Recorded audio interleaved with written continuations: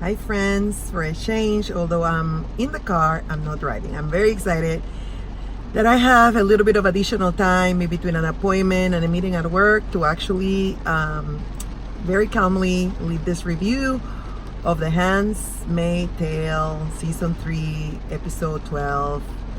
Great episode, a lot packed into it, so let's get to it. Before I say that, I want to thank you again to all of you that have subscribed and that are following and that are liking and that are making comments. I really appreciate the feedback. As I've always said, we can disagree as long as we're polite and respectful, and I appreciate all the feedback, positive, negative, all of it. I mean, it's just the fact that you take time to watch, even if you are critical, is an honor to me. And I think that in life, we only grow as we learn from one another. So I welcome all the feedback, as long as it's respectful, and all of yours have been very respectful. So thank you so much. But going right back into the Handmaid's Tale, the show opens with June, and June is in her room, and she just noticed that some cars have arrived. And she's hearing steps, and she grabs that gun, and she's thinking out loud, as she always does. And out loud for us, right? And she's thinking, here they're coming. She's getting ready, maybe to have to defend herself. She's preparing for the worst. Let's not forget that in the last episode, she just killed Winslow. And so she really doesn't know where she's standing, right? And in comes Mrs. Lawrence, and she says, "Oh my gosh, you scared me." And June's probably thinking, "No kidding, you scare me too." And so it seems as if June goes down and she has an interaction with the Martha, and she says, "I want to help," because she realizes that there are visitors in the house, some commanders. And as she tells the Martha, "I want to help," the Martha says, "After last night, you should take today off. After yesterday, you should take today off." And June, of course, is very defensive because she just killed someone. And she's like, "What is that supposed to mean?" And she says, "You're fabulous." And she tells him that the guy that controls the airplane that she went to visit at Jezebel's has agreed for them to use the airplane. And it is not quite clear if that is all she is congratulating her for. I have the impression, although it went without words, that because the Martha network is so close-knit, she probably also knows what happened with Winslow. Let's not forget that it was the Marthas that did all the cleanup and that destroyed the body of proof, literally the body of proof. And so I think that she knows, and she notices, of course, the bruise on June's face, and kind of almost touches it, almost like if she was caressing her. She actually uses the term, "You are fantastic," or something to that effect, and is looking at June with admiration, which is pretty different to the last weeks where she just kept saying, "You're crazy, you're gonna get yourself killed, I want nothing to do with it, the Marthas are not going to agree to help you." But slowly but surely, I think that June is establishing that she is serious about helping. And so June goes with a tray into the living room, and there is Commander Lawrence and other commanders, and they are talking about attacking, about some people have disappeared, and it's not completely clear to June, but during the conversation it becomes apparent that Winslow is missing. They think that Winslow is missing, and because Winslow is missing, and something else has happened that is not revealed immediately, they are thinking that it has to do with Canada, and it has to do with the American resistance to Gilead. And, in the course of that conversation, Commander Winslow's wife says, "Please help me. These guys are only interested in politics, but I need my husband. I have 6 kids. Hint, hint, where did you get those kids? Oh, hold on. You got them by raping women.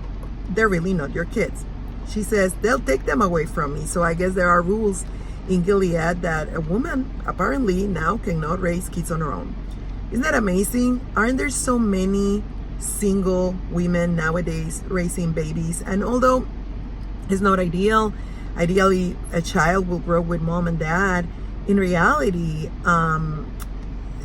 women are perfectly capable of raising kids on their own. But in Gilead, I guess, if you have 6 kids and you don't have a husband, your kids are taken away from you. And when I say your kids, I use that very lightly, because as we all know, those are really not her kids or Commander Winslow's kids.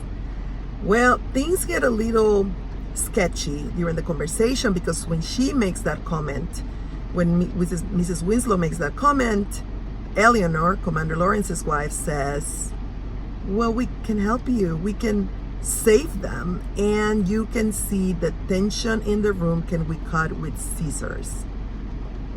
Because obviously Commander Lawrence has confided in Eleanor what's going to happen.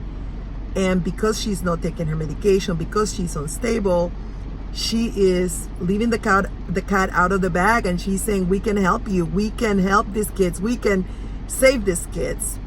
Fortunately, Commander Lawrence reacts very fastly and says, yeah, we can take them here. Mi casa es su casa. And in spite of a very suspenseful moment, it looks like it went completely over the commander's wife's head, and they are thinking that they're just offering to help her with the kids if things get really harsh for her. And she says, you guys are very generous, but she's basically begging Commander Lawrence to do something rather than playing politics. Commander Lawrence says, well, boys will be boys. But they leave with the reassurance that Commander Lawrence is going to do something. Now, if you guys remember last week when the promo came out, I told you that with Waterford and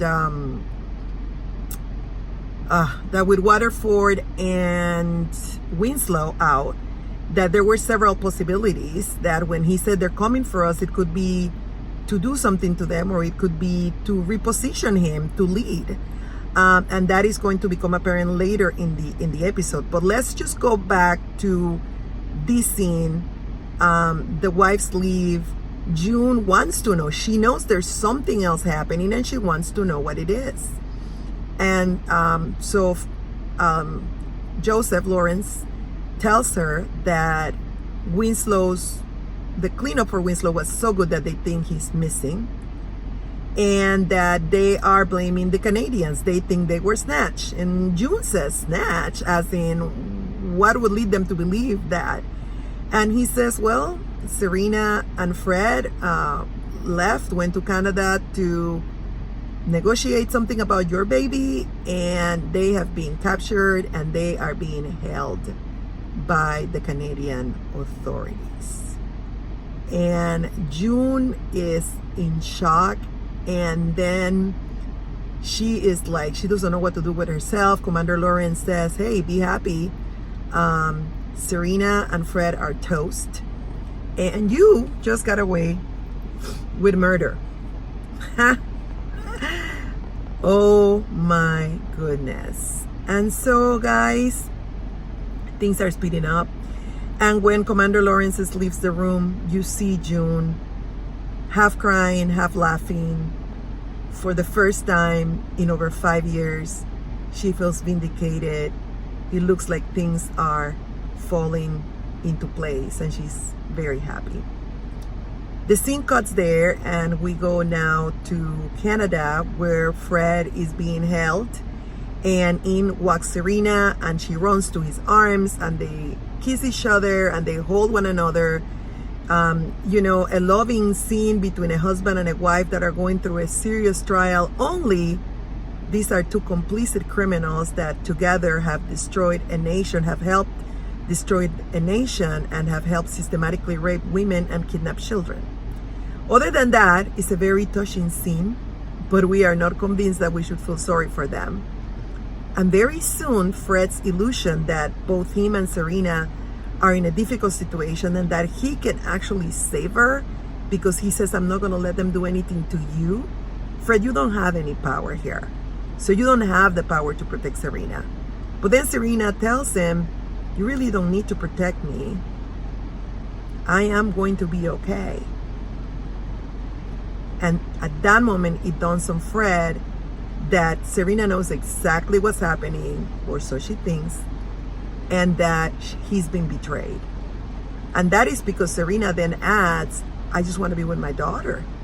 So it all comes full circle to Fred, and he says, oh my goodness. He probably said other bad words, but I am not going to repeat what he was probably thinking.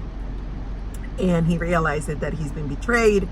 And if it wasn't because he was in a cell in Canada where he can be prosecuted for murder, he would have probably murdered Serena right there. All the love, all the concern, all the compassion expressed at that moment and during last episode while they were having their reconnection in their road trip, all that has disappeared in a second because he realizes that he's being betrayed. And so, that is what happened. And I'm gonna fast forward, but I'm gonna touch on the most important topics. They take us back to Commander Lawrence's house, and in Commander Lawrence's house now, they're visiting again, and they are asking Commander Lawrence to lead because now they believe that both Winslow and the Waterfords have been taken by Canada, and they need to take a stand. And Commander Winslow says, hey, you guys took my clearance away, you guys have been monitoring me, you guys have been treating me like the enemy, and now you come to me because those two are not around? Yes, indeed. And I guessed it.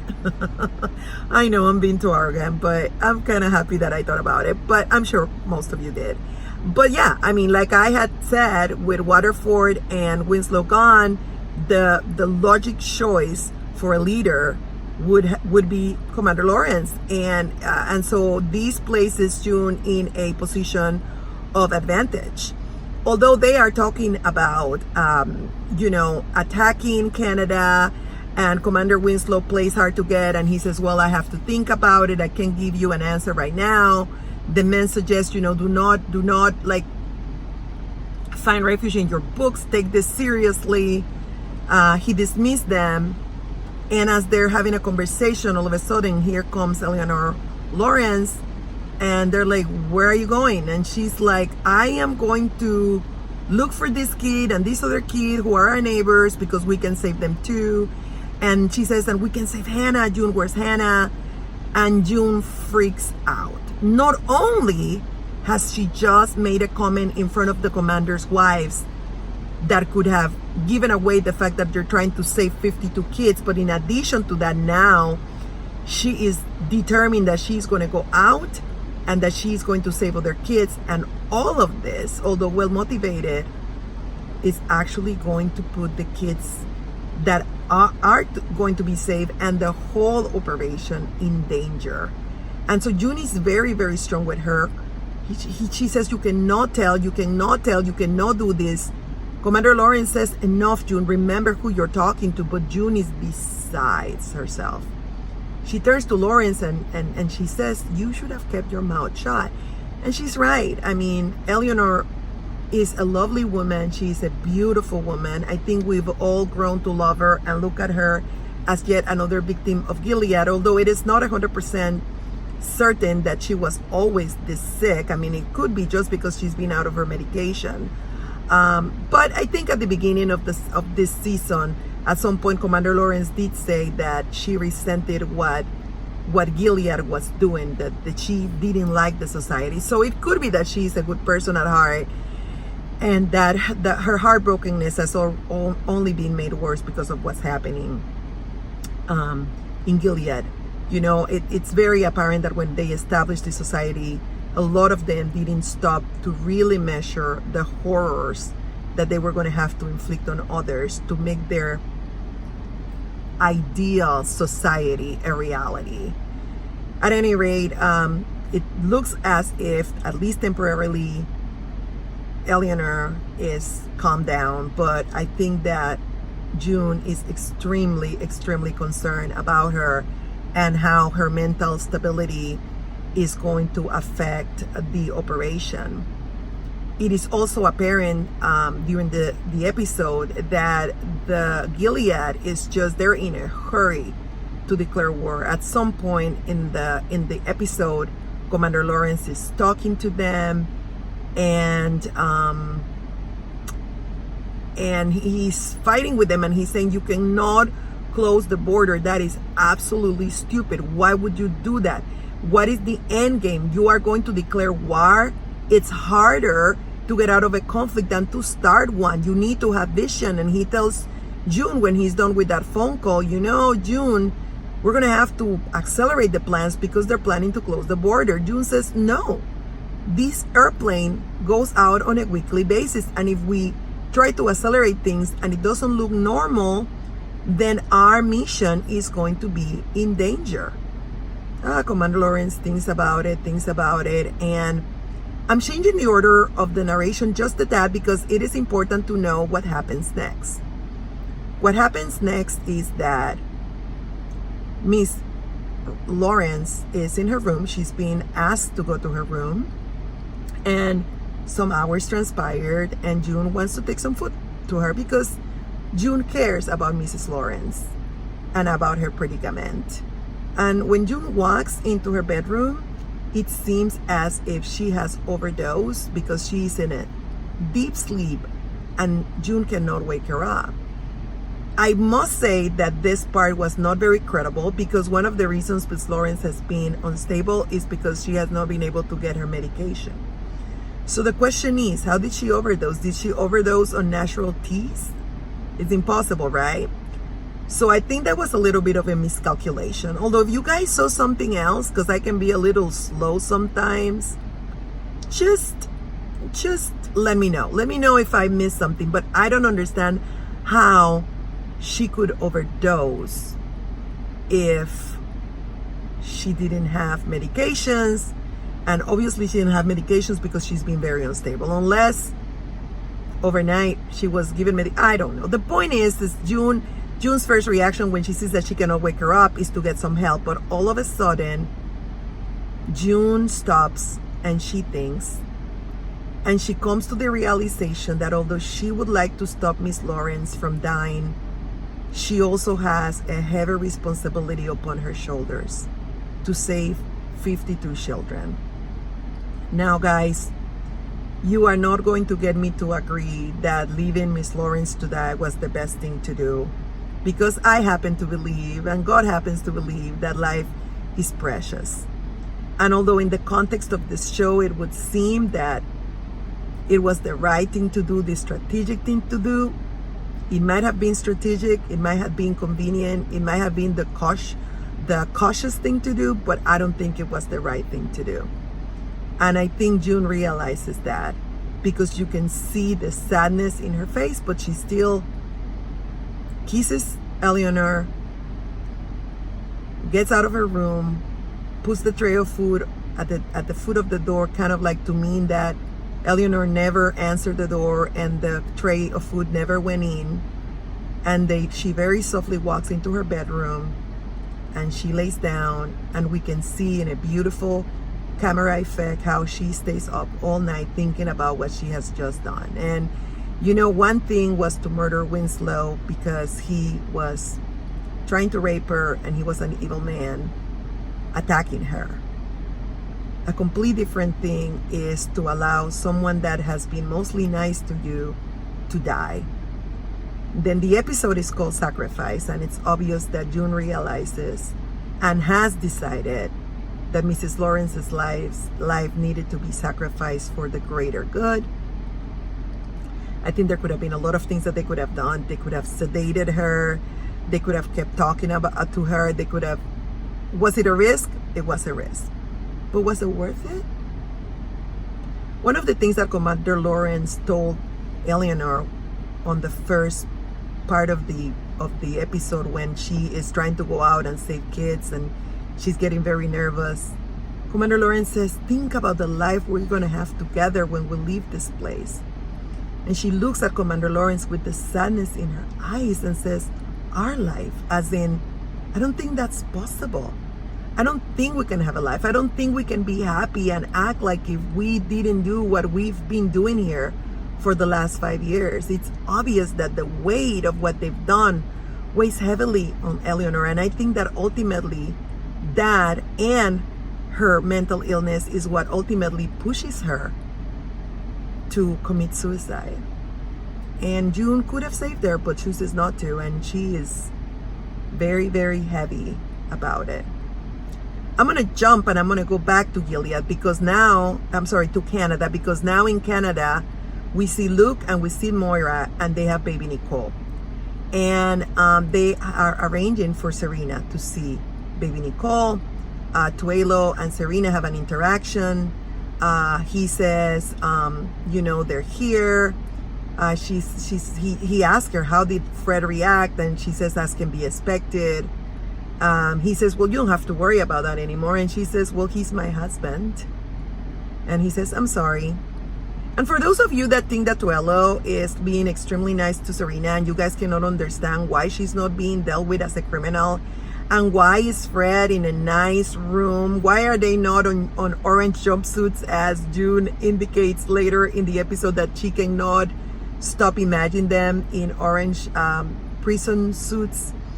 I just want to let you know it is very, very common. Under a separate video, I did a review of Chris Watts' case, and I will tell you that a lot of people got really impatient when the FBI and the police did that latest prison interview with him, because they are laughing and they are giggling and they're so pleasant, and people are like, how can they react that way with a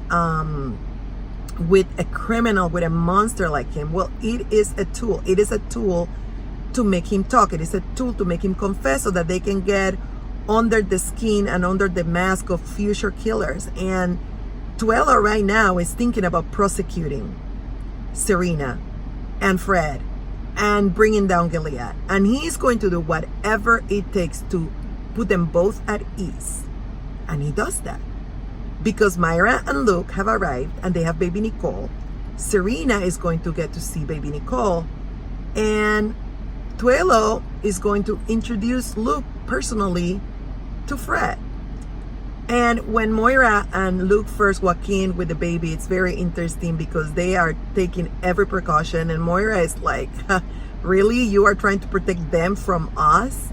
And, they wanna x-ray the stroller. And she says, oh, this is going to be the baby assassin. She's really, really good, right? And then she goes in and they bring a social worker to supervise the visit. Moira goes in.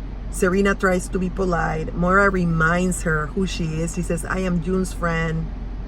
She says, oh, as in, now I know why you're looking at me with so much hate. Moira says, you are the woman that allowed her to be raped. You are the woman. And she tries to give her instructions as to how to take care of baby Nicole. Moira reminds her that she is not Nicole's mom. And she also tells her, even though you're wearing nice clothes, you're still a monster. And she says, you are a gender traitor. And what I have to say is that she's absolutely right. How we look in the outside, appearances are deceiving. In reality, what judges the kind of person that we are is our character and the things that we stand for. And it doesn't matter how wonderful Serena looks, the truth is, she is a rapist. She is a kidnapper, and every charge that has been read against Fred applies to her. If she thinks she's going to come out of this smelling like a rose, she has something else coming. Tuelo is using her. Later in the episode, Tuelo gives her newspapers, brings her pizza. He's being very nice, very charming. Guys, do not let that fool you. He is just setting her up so that he can gain her trust, and so that she can read and then start writing and defending this horrible community that they founded. And in so doing, he will get the confessions that he needs to bring down Gilead and to prosecute them both. And now Tuelo says, Luke wants to see you, Fred. It's entirely up to you. Fred is mad. Fred is angry. Fred tells Twillo, you poisoned Serena. And Twillo says, nope, you know her better than anybody. You know she's not easily manipulated. She's a smart woman. And he's absolutely right. And then Fred agrees to see Luke, and Luke goes in, and Fred is mad and angry. So when Luke says, I came to revel on the fact that you are going to be here, you are going to rot in jail, and that you will always know your wife betrayed you. And Fred, being the vindictive, angry, and evil person that he is, retorts, well, you think June is going to come back to you? And even if she comes, she's changed. She's not the same June. Gilead has changed her. And then he says, I have changed her. And of course, that has a very deep meaning, because Luke knows exactly what he's referring to. He's referring to the fact that he violated, raped June for so long, tortured her for so long, that he's changed who she is. And at that point, Luke cannot take it anymore, and he just punches him. And if he had not been taken, he would have probably killed Fred at that moment with his bare hands. But he's pulled back, and we see that baby girl Nicole doesn't relate to Serena anymore as her mom. And Serena tries to comfort her as she cries. She feels uncomfortable. She doesn't remember Serena. That's what babies are like, when you're not in touch with them. And she knows that that's not the girl, and that's not Moira, and that's not Luke, who are the people that she deals with on a regular basis. And so Serena tries to comfort her by saying, hi, baby girl, it's mommy. And the social worker says, Miss Waterford, you cannot use those words. You are going to confuse her. That's it. That's it with the Waterfords. That is the last thing we have with the Waterfords. But I can guarantee you that more is going to happen to them. The only thing that I regret is that it's going as fast as it can go, but not going fast enough that they're not going to leave us in a cliffhanger next week when it's the season finale. There's no way they can wrap everything up and make it look realistic. So for those of us that felt that some episodes during this season were a little slow, we're just wishing that they would have been a little bit faster, so that a lot more things would have gotten wrapped up and still look realistic. But that's not going to happen. And I think that we're going to see a lot more of what happens with Serena and Fred, but we're probably going to see it on the next season. And now we go back to the Lawrence's household, and Eleanor has died, and he is her husband is heartbroken. It's so interesting and sad at the same time to look at these people, these commanders, these rulers of Gilead, about how they have had no problem choosing who lives, who dies, who gets raped, who is forced into servitude, which parents are going, who is going to be the parent of all these kids that we've kidnapped. And yet they have a heart and they suffer, and he feels very deeply the loss of his wife. And he comes to the table and he says, we were going to have this for our anniversary, like some sort of wine. And then June remembers a story about her own life with Luke prior to Gilead, and how something happened to a liquor that he had reserved for a celebration. And then Lawrence, when they're left alone, tells June, I managed to leave the border open. They're not going to close it anymore. And June says, you convinced them. And he says, well, they didn't want to do a whole lot against a man that's mourning. So this very tragic incident, this huge sacrifice, is leading to the plan for the liberation of those kids to come to fruition. It's going to be very interesting if Commander Lawrence now has any motivation whatsoever to actually live with those kids.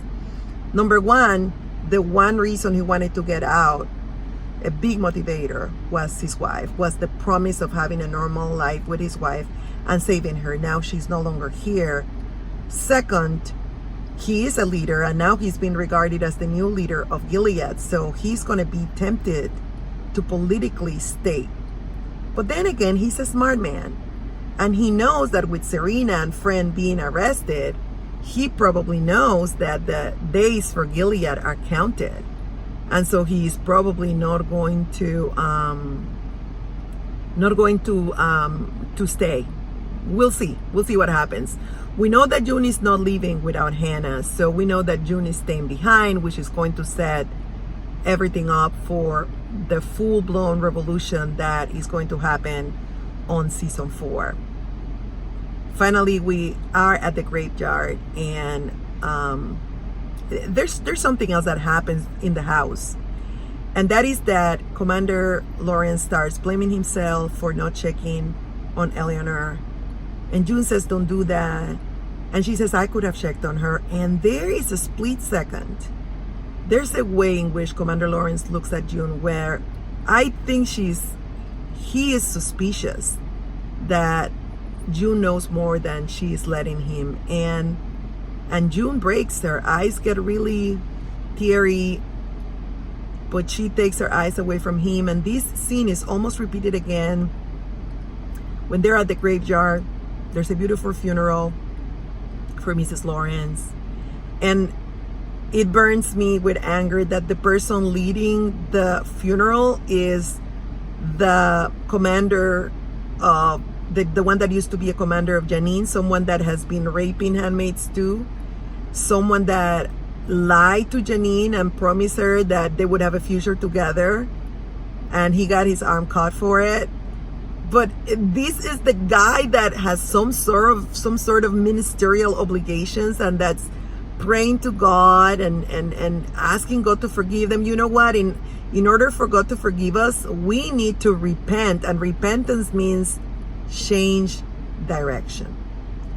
And God is not going to tolerate this mockery that these people are trying to do of who he is. And if they think God is hearing the prayers, they have something else coming. Finally, June is left with Commander Lawrence. Aunt Lydia is rushing her out of there, and she says, Aunt Lydia, do you mind? She approaches him, she approaches the grave, and one more time, as June tries to show her condolences, Commander Lawrence looks at her with this great level of mistrust, as if he almost could tell June is feeling guilty. But June says she was a lovely lady. He says she was. That is the closing scene. Ladies and gentlemen, the mighty have not yet fallen, but they are starting to fall. Serena and Fred are being now reckoned with their sins and all the atrocities that they have committed against the people of the United States of America under the disguise of Gilead. June is rising up as the leader of the resistance. Her leadership is now starting to be recognized not only by her own Martha, but even by her own Martha, who has a very touching moment with her in the grocery store and tells her, you have become quite the boss. So she's starting to be recognized. Before, she was just a crazy woman that couldn't control herself and that had these crazy ideas. Now she's the leader that everybody's starting to look up to. She's had to make very, very difficult choices on the way there, but she's also suffered a big degree of trauma. And so I don't think we can completely blame her. There's really no happy endings in this story. Much has been taken away, and as Miss Lawrence indicated before she committed suicide, in very few words, it is highly unlikely that anybody that has been touched by Gilead, whether the oppressors or the oppressed, will ever be able to live life as normal. They will never be able to go back. That is what trauma does. It marks people, and it marks them permanently. Well, we are left only with one more episode in this season. We know that season 4 has been approved, and I cannot wait to see the promo for the next episode and come up with my own predictions. In the meantime, thank you for tuning in. And remember, Gilead is not the right representation of the God of the Bible. And it's certainly not the right representation of what the Bible that God wrote through his man actually represents for humanity and humankind. God is for freedom. God is for the respect of people's freedoms, individual freedoms. He created us for us to have life and life in abundance. And that means no rape, no abuse. What Gilead has done in the name of God is probably a God of their own creation, not really the God that made the heavens and the earth. And with that, I leave you, and I can't wait to hear your reactions. As always, your comments, your likes, your reviews, even if they are critical, as long as they're issued with respect, I welcome them, because it is an honor for me that you will make time in your busy schedule to hear to anything that I have to say. I don't have all the answers, and I'm no expert. I'm just a working woman, mom, professional, minister that is trying to add a little bit to what so many others are doing so great. I love you guys, and it's always a pleasure to talk to you. Take care, and we'll see you again in the next review. Bye.